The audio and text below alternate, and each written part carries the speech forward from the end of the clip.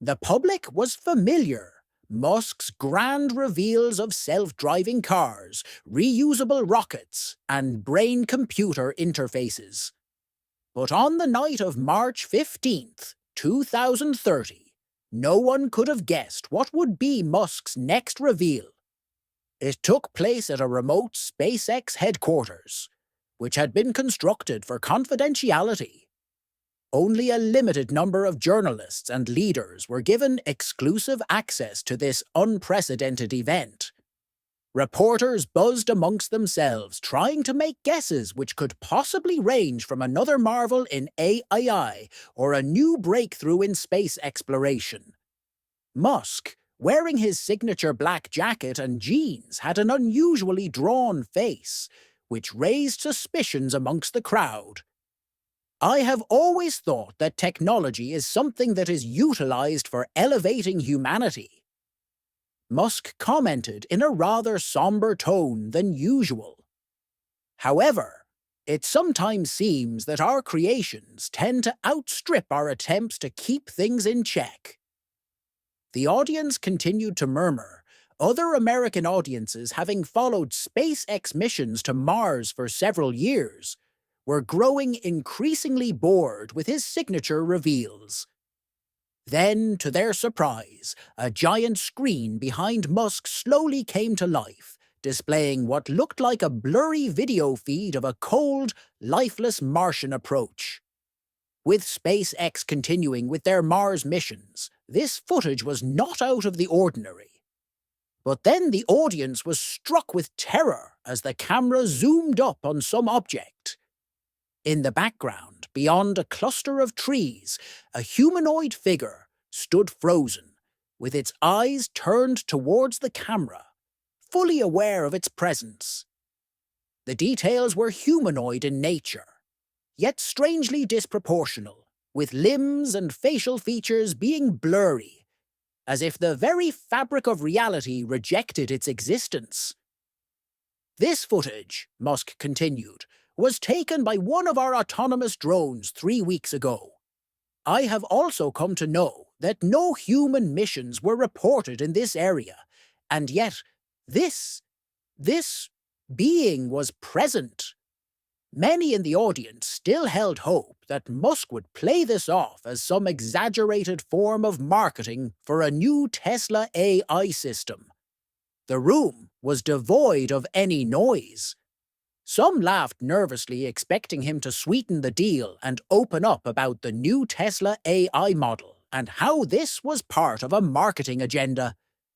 But he didn't smile. We thought it was an anomaly, a camera glitch, until we saw it move. Then the video continued. In another moment, the being stepped forward and in a very unnatural way began to shift its form. Its limbs alternated between appearing solid and clear.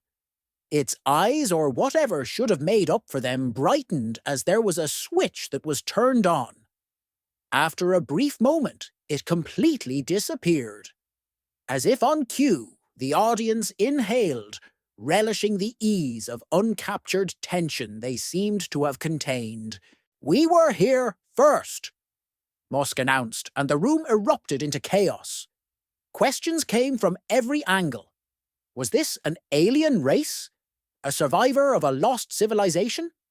Musk raised a hand for silence. "We were here first." However, the original audience were not willing to take no for an answer. "We need to know what this is," came the familiar voice of Musk. That was a week ago. The entire length of the visit. A week that was suffocating for me. Our leading minds have debated and researched this for several weeks already. Some are convinced it's an intelligent life form, hiding underneath the Martian crust for centuries. Others put forward a more disturbing version, that those beings are not alien at all, but rather something more local. The words poured from the mouth of Musk easily, and after speaking he looked up directly to see if anyone wanted to add on the unnecessary commentary. Mankind had long settled on speculation. Divisions fueled these caricatures, stereotypes born of xenophobia for the UFOs. Those creatures never communicated something coherent. It is believed that most civilizations deliberately avoided broadcasting and repeating needless information beneath the policy of silence. In reality, to have a true idea about aliens, aliens were... The room went still again. They could possibly be us, a parallel version, a wasteland of humanity before we reached Mars. The phrase left me from the moment the sentence was said. In the beginning, there was disbelief upon the assembled crowd as Musk explained, but in contrast, people were eager to listen to the words his statement. As expected, people were so lost in him that their original circuit began filtering this new idea. The phrase sounded paradoxical until you start diving deep in exploration, as abstraction opened your mind. Little by little, everything began to make sense. These multiple tearing spaceship, mothership, alien ideas, parallels, all merged and fed one, whereby them being able to see were casting their gaze, not ears, towards us. When desperately searching from this reality, their robot-like exterior merged from numerous forms to a humanoid rotation with a face concealed in shades somehow slightly concealing. The screen changed again, and Musk began speaking. The chances of interpreting thoughts filtered through were practically indistinct. Any little bound for altering the switch of engrave to forecast without question could open crack compartments for illusions who knew why, on Earth, mankind itself settled on semantics, dismissed enslavement beneath operant conditioning omega. Musk let the silence linger before speaking again. Whatever they are, they know the reason we are here, and it remains to be silently stated that we are monitored. The last reinserted mixfly, executed by Musk, drew graphically as per methodologication, tried hack-splitting some tools out to construct waves of beauty, inspired to create that idea, evoked such torment, coursing freely Saharan moulding astonishing recast marionettes. Is humanity alone? The incredulous older gentleman, uncertainty directed brighter streamed glances like a zephyr surges through birds' feathery shadows. The world changed that night. With such questions open and jogging around, things could only get more insightful. You see, since now mankind is exposed to shadows to intimidate us, or, are you free, City?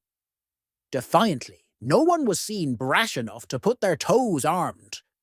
Turning violent, fearing making them duck under the irrational structure, I stood before made curtains and crumpled, irritated while able stand uncomfortably in triangles, not permitting this image delusion was contemplated before the form of likeness, more dismal, without futile ideas of being friends was. The centuries that followed were filled with impressions. The notion brought, provided, poured freely fuel, adopting whatever veil it sent, enveloping with impressions, clueless, regarding notion distilled from softer surrounding presence. Distinctly obstructed notion was friend as conflicting.